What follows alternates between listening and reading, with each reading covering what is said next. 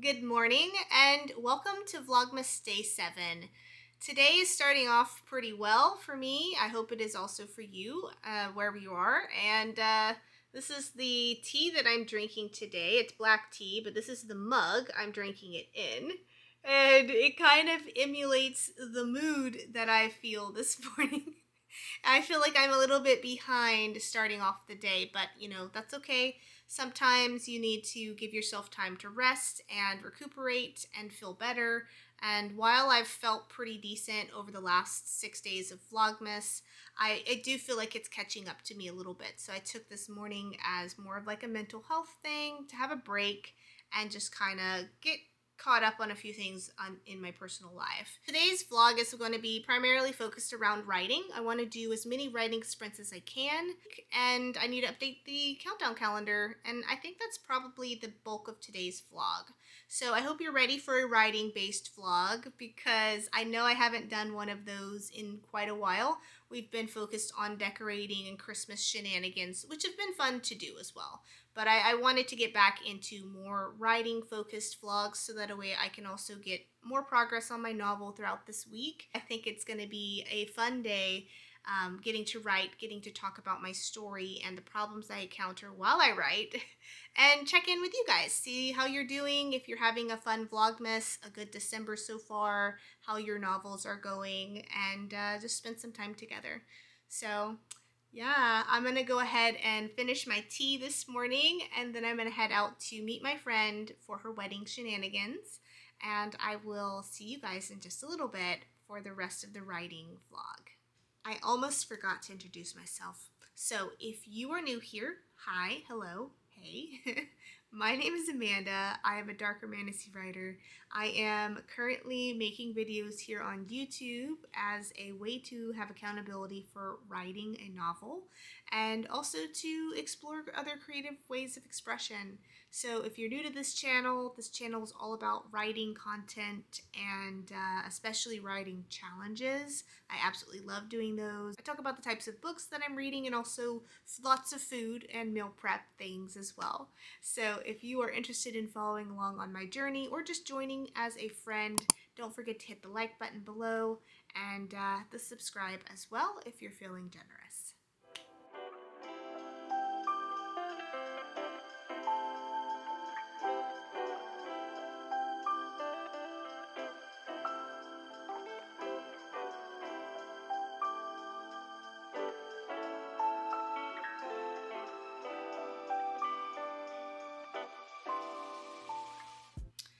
All right, I have just finished writing sprint number 1 for today, and I wrote a total of 525 words for the first sprint.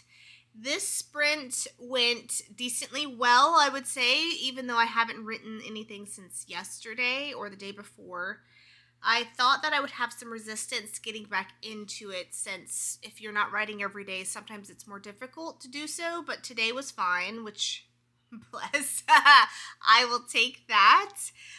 What I did realize though was like halfway through the first writing sprint, I was writing in the scene that I left off of in the last vlog, which was that Celine, my main character, is being forcibly pulled into Kova's castle. Kova being the male main lead, and she's given this room that has no windows and it's got no internal lock. It locks from the outside. So she gets into the room and she gets claustrophobia once she realizes there's no windows, and so it starts to feel like a very tight space, and then it starts to trigger her in a claustrophobic moment. I began this writing sprint picking up there. However, I realized that I have somehow allowed myself in the last session to deviate from my plans by including claustrophobia. And the reason that I realized this is because as I was writing that scene, I realized, wait, she can't have claustrophobia in a room when she didn't have claustrophobia 6 scenes back or 3 scenes back in the tunnel, right? Like, that would not make any sense. And honestly, the claustrophobia issue was not something I originally intended to write. It wasn't something in my outline. It's not one of her major fears. It just developed as I was writing, and I think that was one moment where I was just letting myself discovery write a little bit too much for this scene. So we went way off field with that.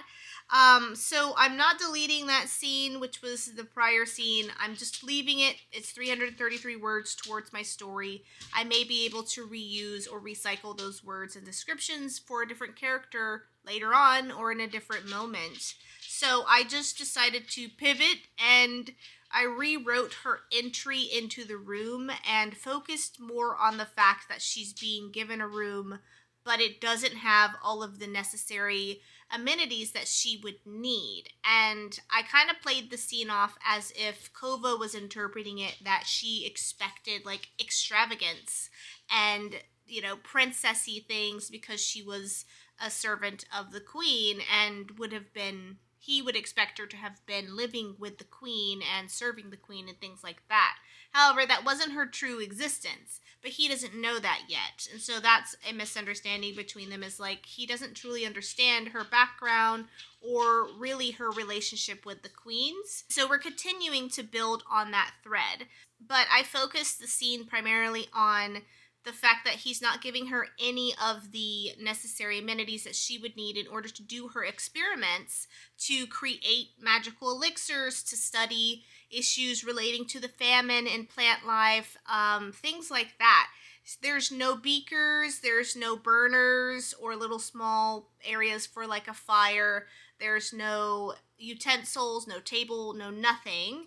And so that is kind of the focus of the scene, and kind of the expectation that he has is that she's not going to be doing any experiments that he's not participating in or aware of to be able to observe, which creates some tension that I wanted in the story and between their relationship. And it also creates this future need for her to do magic or perform experiments, but he has to be able to be in the same room or chaperoned with someone else. I did give myself that little bit of a wriggle room with this scene. So we shall see, but I really like where I'm going with this. This was part of the original outline and the original plan, so I feel good about it. I feel really good about continuing on from here and kind of seeing where it takes me. I did establish some threads that would help me build up to the next scene. Kova kind of is doing this thing where he goes back and forth on whether or not he's going to uphold his half of the bargain, or he finds ways to kind of keep the bargain one-sided that they had together. And I'm put in a little bit of doubt so that a way Celine's character will doubt if he upholds it or not. So she constantly feels like her situation is threatened at Riftholt. Her bargain with him is in danger, and that then essentially means she is in danger, and so is her sister, and the results that she needs to give to the queen is becoming more and more a priority, that she needs to do something and do something fast. So it kind of creates this sort of time lapse as well as escalation of the plot line and the character's drive to take action and do things. And that's just where I want it to be for this scene. Let's chat real fast about Vlogmas Day 6, because if you are looking through my Vlogmas playlist, you'll kind of notice that it technically doesn't exist. That's because I didn't post for Vlogmas Day 6. I did skip a day. I took a mental health day off, and I had a few things that I needed to prep beforehand for the bridal party things. I also had work scheduled last minute. Tango is going to have stomach surgery soon, so I'm having to pick up a few extra shifts this month in order to help support with that cost. That means I have less time than initially planned for this week and next week, so I just took the day. I felt like I needed it, and I felt like I was taking on too much, starting to feel a little bit overwhelmed. My body was feeling really stressy, and I just felt it in my mind as well. Like it was hard to focus on a few things, or I couldn't do more than one thing at one time. And that usually is my warning sign that, hey, you're doing too much right now. And to be honest, like, I showed Scott a meme yesterday, and it was this lady who was just going through the motions of someone who was trying to do a creative project, but like she had no chill. And Scott literally turned to me and he was like, that's literally you. Like, you have no chill. No matter what you're doing, you're like level 10 at it. Like, it's got to be done. It's got to be done this way. You've got to know all the parameters. If there's a question that comes up, you have to think it through from beginning to end and how everything is affected. And I was just like, like, how dare you? And then I was like, wait, yeah, that might be me. And I started to think about what I've been planning for myself for Vlogmas and everything else that I'm trying to do. And I was just like, okay, that makes sense. You're pretty much correct, but I don't want to say that to you, but I will admit it to myself. So, yeah, it's just something I'm realizing about myself is like I am very much a go-getter. I'm very much a person who finds it difficult to slow down, and I think you can see it in how I speak. Like, I'm very fast-paced, high energy. That's just how I've always been, and I don't know why, but it's helped me and it's been a benefit to me for a while. I just never really truly saw how much it kind of like affected most of my life, or like the things that I do, even the smallest things, like loading a dishwasher. To me, that's not a game, okay? That's a competition of how I can load this dishwasher to the max in most efficiency, right? So you see, it's basically in everything I do, and I think now that I am aware of this, because I can't do anything about it if I'm not aware of it, I'm just going to let this week play out, see how it goes, what happens, and how I feel, and then just be aware of how I feel every single day, and if I need the break, I'll take the break. If I need the day off, I'll take the day off, and, you know, it's no biggie. Vlogmas happens every single year, and as much as I had really wanted to post daily and be consistent, I think it's better to be consistent with the days that I can show up and show up well than be consistent and burnt out, if that makes sense. So that's just kind of what's happened for yesterday, and I just wanted to make sure I comment on it so that I'm not like trying to shove it under a rug. But yes, Vlogmas Day 6 did not happen. I did update the countdown calendar for today, though, so we're just kind of moving on from here and just enjoying the rest of the holiday season. So we are now going to do the countdown calendar update. Last video, we updated it and moved it to this shelf with Anne Bishop's books. Today, I'm thinking we're going to move it here and place it on this shelf with these ladies' books. So this is Angela Kelly, Kayla McGrath, and Belle Walker. These are the ladies who I met at the book convention that I attended in Nanaimo, British Columbia, Canada, back in November or late October. So I wanted to feature their books because I haven't yet. So I'm going to move it here, and I'm also going to add some artwork out finally.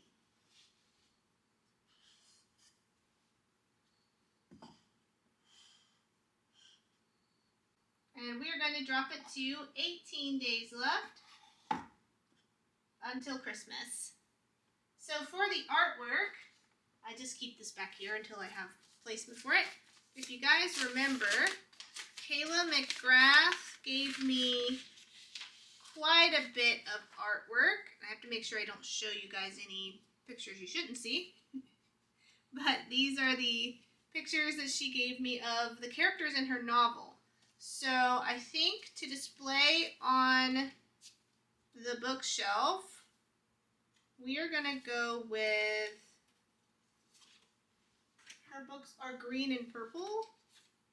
Let's go with this one. I got this from the dollar store. It's like a little clear plexiglass photo stand. And I think it'll make great use to be added to the bookshelf with the artwork.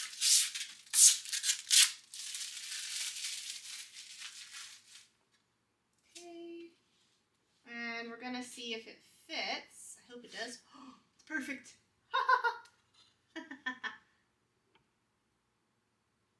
Okay, so I'm thinking we'll just add this right here next to the countdown calendar.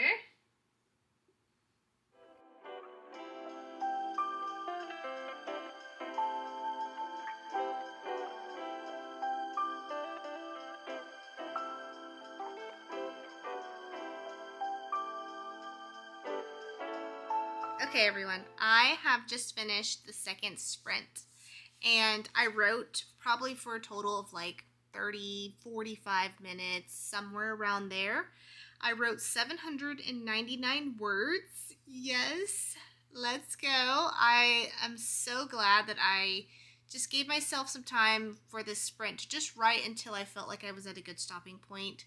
I got through a good portion of this scene, which is from Kova's perspective. I feel like I've been spending a lot of time in Celine's head, and this was one of the first scenes in a while that I've gotten back into Kova's perspective, and it was a little bit rough sliding into that because it's a different person, it's a different personality, different behavioral aspects and traits and responses. So the internal portions of the character were a little bit difficult to like get down on the page exactly how I wanted, but I just put down what I could, and I will fix everything else in like the second draft, of course. So for this scene, Kova has just essentially put her in the room and he's walked away. He's going now to join the council meeting to let them know that he's ensured this contract between Riftholt and Preeth, and he has the witch as part of that contract. Of course, everyone at the council is like an elder. They obviously hate the idea of having a witch there.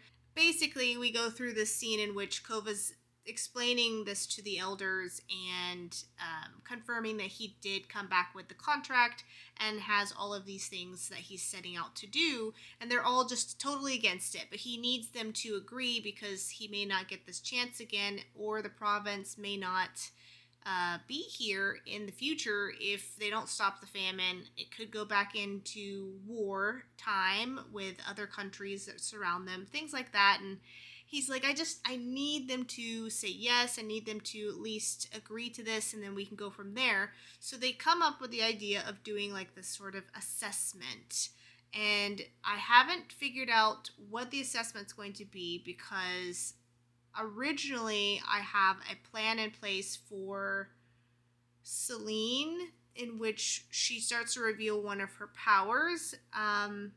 And the assessment would conflict with that in terms of like stuff. So I am thinking I may have it be called an assessment for the time being, but I may actually effectively write it as what I originally planned, which was that in Kova's province, the young shifters have this like rite of passage that they have to do because they are training to become fighters against anyone that has powers and magic and vampires and other bumps in the night in this world.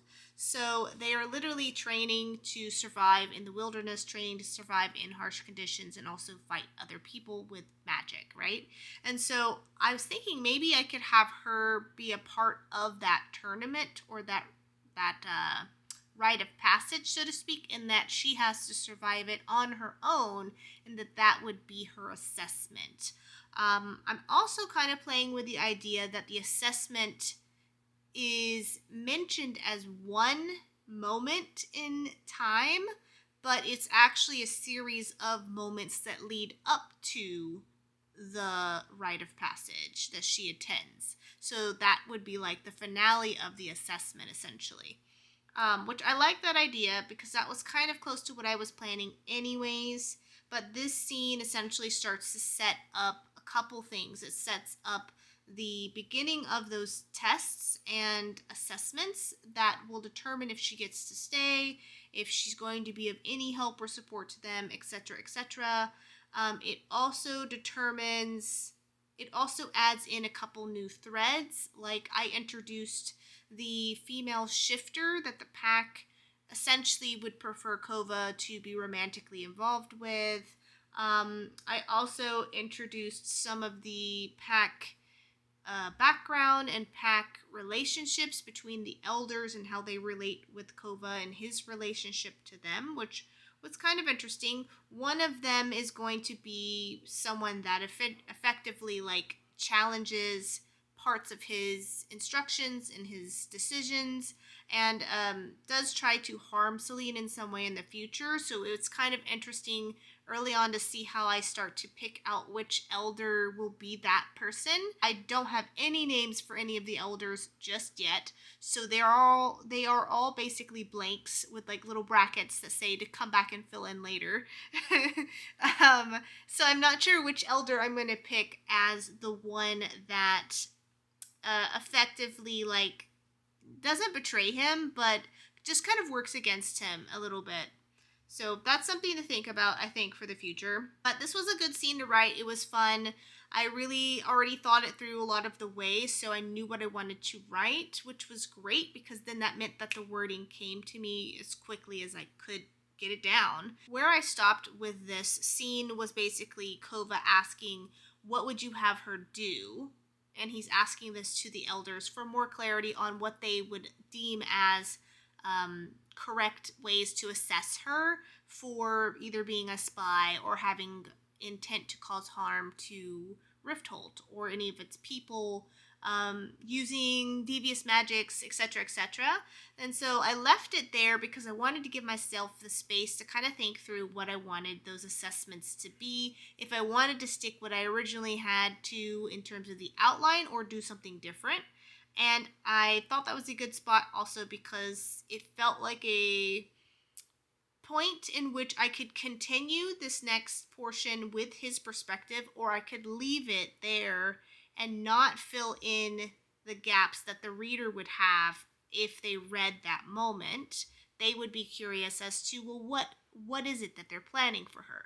But maybe I switched to Celine's perspective instead to create a little bit of tension in the reader and fill in kind of her experience of being locked in a room. Does she find a way out? Does she wait? Does someone come to see her instead? And kind of what information she gets. Does she try to contact the witches? There's a lot of things I can play with in this moment. So I'm going to think on it. And I will either come back with another writing sprint or I won't for tonight. Instead of doing meal prep tonight, I decided to study Thai language a little bit. I am still studying this to try to become an advanced learner. I'd say my level right now is advanced beginner, early intermediate, and I am still waiting to surprise my mother-in-law and let her know that I am actually studying the language. I am playing with the idea of how to reveal it to her, and I think I'm going to reveal it over Christmas or New Year's over the phone. And until then, I'm just focused on reviewing all of the materials I've been learning so far and just feeling as proficient as I can and as confident as I can in the language. What I've been doing to study Thai language has been taking classes on italki with a tutor, and some of the lessons that we do together, she sends out like some web links that have information and videos that I can watch and review. And so I've been using these and it's been very good in terms of like getting listening and also speaking practice if I repeat it back while I'm listening to the videos. Outside of the tutor classes and the videos that I've been using for the study groups, I've been using Excel sheets to use phrases as a way to study the language. So instead of learning the vocabulary individually word by word, I've been learning the vocabulary and grammar all at the same time by learning a phrase and then breaking that phrase down into segments and then using those segments to create new phrases and new sentences and new responses. And it's been pretty good. I actually really enjoy it quite a bit. It makes the language feel like I'm learning at light speed, but I'm also able to learn at my own speed based on what phrases I choose and what vocabulary I choose as well. My hope is that when I reveal that I'm learning Thai language to my mother-in-law, that I can then continue to practice with my tutor, but I can also then give my mother-in-law a call every week or every 2 weeks and try to have a conversation with her over the phone. I think that would be really fun and exciting as something to do and another way to practice learning the language. I feel like today was a pretty productive day. I honestly went into today thinking that I wouldn't get as much as I did done. I also was very surprised that I was able to have such really good writing sprints today after not writing for at least a day. It hasn't been that long, but still, sometimes when you're out of your writing, even for like half a day or a day, it just becomes more challenging to get back into the vibe, into the characters' heads, into the story itself. But I think I had this like yearning today to write, to get to the next scene, to get down what I have on my mind, and that kind of helped me with my motivation and also with like letting the story flow through me easier onto the computer page or computer screen, the keyboard, whichever. So I am thankful for that, and I think that makes today's word of the day as grateful, because I am very grateful that the writing sessions were easier to do today. I'm grateful that I had time to study Thai language with you guys and kind of share a little bit about what I've been learning. I'm grateful that we only have 18 more days until Christmas. Like, oh, that's so exciting. It's so quick, but it's so exciting still. And I'm just thankful for today having been a good day. I'm going to keep my blessings small and reasonable. So, yeah, I'm just overall a very good day, very happy with how it turned out. I am excited for tomorrow because I want to do more writing. I want to do some reading also potentially. I've got a few things planned for this week that I hope you are going to enjoy. I want to do a video on decorating the hallway and the kitchen with like some of my last decorations for Christmas. I want to walk you guys through my planner, like how I plan out the month. So I purposefully did not plan out December so that I could show you guys how I do that. I want to do more of a chatty video around my thoughts on if getting a degree in creative writing was worth it, since I do have a bachelor's in creative writing, and I had a friend on here ask the question, and I have not gotten a chance to record the video for her, so I want to make sure that is this week. I wanted to do some more meal prep and baking videos. I also have the bookcases that need to be reorganized, and I wanted to get the books digitally inputted in the computer in a list that categorizes them so I can keep up and keep track of the books that I have. This would make going to the library or going to the bookstore so much easier if I already know what I have offhand. I don't like buying books twice, like so wasteful to me. If you like it, cool, but I don't. It's just not something I like to do. So those are some of the things I think I want to get to in these next couple Vlogmas videos, and maybe do some other Christmas things that take place in Seattle as well. That would be fun. I want to make sure I still do some Christmassy things. I'm not just keeping it writing focused for Vlogmas, but I do want to keep a good balance between writing and other things that you guys get to see. Comment below if you would like to either ask me a question or if you have a specific topic or discussion point you want me to cover in a video.